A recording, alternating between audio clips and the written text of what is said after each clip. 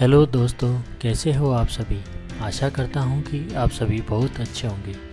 दोस्तों, आज ऑनपेसिव के एक अमेजिंग आर्टिफिशियल इंटेलिजेंस कृत्रिम बुद्धिमत्ता के बारे में ऑनपेसिव कंपनी द्वारा सर जॉन बेलमस्ट के द्वारा बताई गई वीडियो को हिंदी में समझाने का प्रयास करूँगा।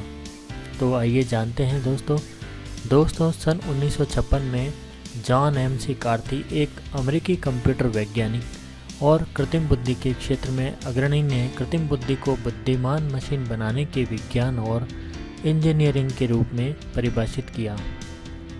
कृत्रिम बुद्धिमत्ता मशीन में मानव बुद्धि का अनुकरण है, जिसके माध्यम से उन्हें मनुष्यों की तरह सोचने और उनके कार्य करने के तरीके की नकल करने के लिए प्रोग्राम किया जाता है।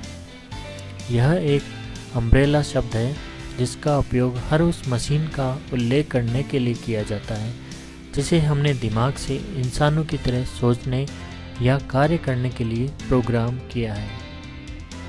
आर्टिफिशियल इंटेलिजेंस किसी विशेष निष्कर्ष पर पहुंचने के लिए किसी भी विशेष स्थिति को सीखने और युक्ति संगत बनाने की क्षमता के कारण बाहर खड़ा है।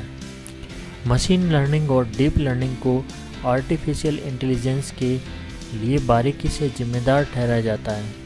पहला वह कार्य है जिसके माध्यम से मशीन मानव सहायता के बिना सीखती है, और बाद वाला वह कार्य है जिसके माध्यम से सीखना होता है। और इसी प्रक्रिया में टेक्स्ट, इमेज और वीडियो फॉर्मेट के रूप में सामग्री या डेटा की आवश्यकता होती है। मशीन लर्निंग एमसी और डीप लर्निंग और नेचुरल लैंग्वेज प्रोसेसिंग एनएलपी के साथ आर्टिफिशियल इंटेलिजेंस डेटा की एक बड़ी मात्रा का विश्लेषण कर सकता है और इसके पैटर्न ढूंढ सकता है, जो मार्केट इंटेलिजेंस और उपभोक्ता व्यवहार को समझने में मदद करता है। यह पाठ या आवाज़ में शामिल भावनाओं को भी निर्धारित कर सकता है। आर्टिफिशियल इंटेलिजेंस के फ़ायदे क्या क्या हैं?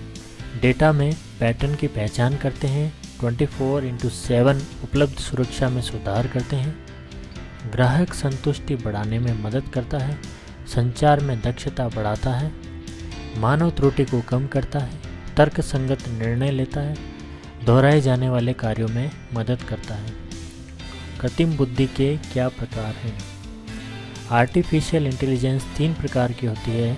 अधिक सटीक होने के लिए कृत्रिम बुद्धि 3 अलग अलग चरणों के माध्यम से विकसित हो सकती है, और वे हैं कृत्रिम संकीर्ण बुद्धि, आर्टिफिशियल नैरो इंटेलिजेंस, कृत्रिम सामान्य बुद्धि, आर्टिफिशियल जनरल इंटेलिजेंस, और थर्ड है artificial super intelligence.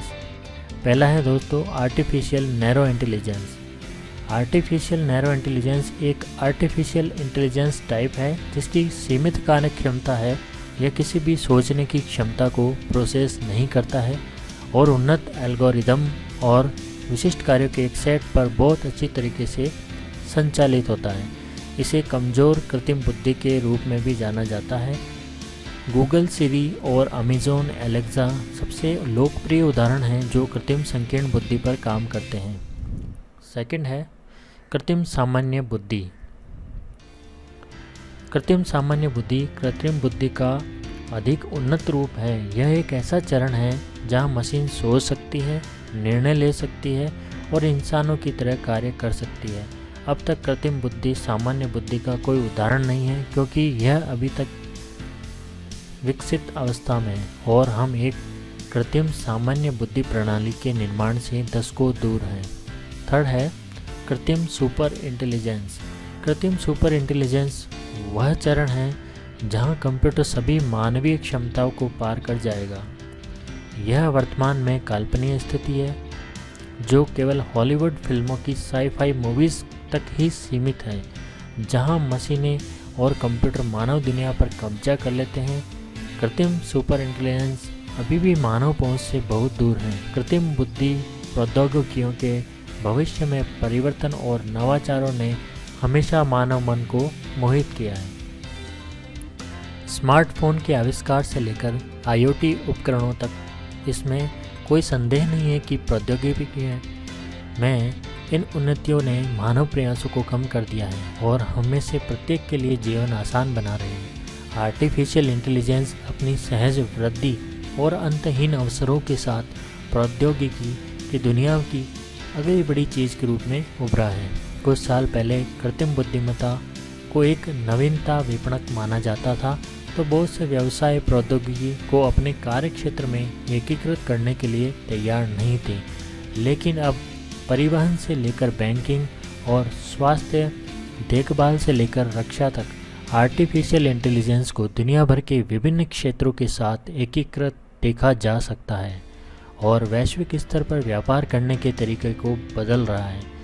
Artificial intelligence के सबसे बड़े लाभों में से एक ये लाभ है कि बिना किसी मानवीय सहायता के सेकंडों में डेटा की एक बड़ी मात्रा का आसानी से विश्लेषण किया जा सकता है।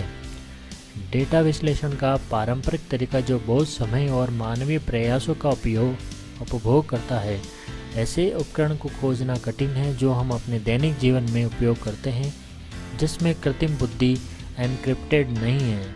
अमेज़ॉन के मामले में एलेक्सा को ग्राहक के खोज इतिहास तक पहुंचने की अनुमति है, जिससे ऑनलाइन खरीदारी को कस्टमाइज और निजीकृत किया जा सकता है। गूगल सहायता एक और उदाहरण या कृत्रिम बुद्धिमत्ता है जिसके साथ हम रहते हैं और इसलिए वह केवल एक विलासिता ही नहीं है। आर्टिफिशियल इंटेलिजेंस रोबोट निर्माण उद्योग में भारी प्रभाव डाल रहे हैं। आर्टिफिशियल इंटेलिजेंस चैटबॉट पहले से ही 24/7 उपलब्ध होकर ग्राहक प्रतिक्रिया दर बढ़ा रहे हैं, ग्राहक अनुभव और ग्राहक संतुष्टि स्तर में सुधार कर रहे हैं। इनकी संभावनाओं और हर उद्योग और मानव जीवन पर प्रभाव को देखते हुए कृत्रिम बुद्धि भविष्य के लिए अग्रणी तकनीकी प्रवर्तक के रूप में कार्य करना जारी रखेगी।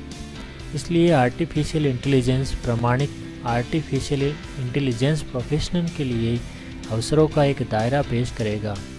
रिपोर्ट्स के अनुसार आर्टिफिशियल इंटेलिजेंस सन 2022 तक 133 मिलियन नए आर्टिफिशियल इंटेलिजेंस जॉब पैदा करेगा। भविष्य की आर्टिफिशियल इंटेलिजेंस उज्ज्वल है। जो हम देख रहे हैं वह भविष्य की आर्टिफिशियल इंटेलिजेंस का पहला कदम है। आने वाले वर्षों में प्रौद्योगिकी के क्षेत्र में बड़े पैमाने पर क्रांति लाने की उम्मीद है। तो फ्रेंड्स, आज हमने जाना कि आर्टिफिशियल इंटेलिजेंस का हमारे जीवन में क्या उपयोग है और ये आगे जाकर हमारे जीवन को किस तरह परिवर्तित करेगा। तो दोस्तों, थैंक यू वेरी मच। अब मिलते हैं ऑन पैसिव के एक नई वीडियो अपडेट के साथ। Thank you so much.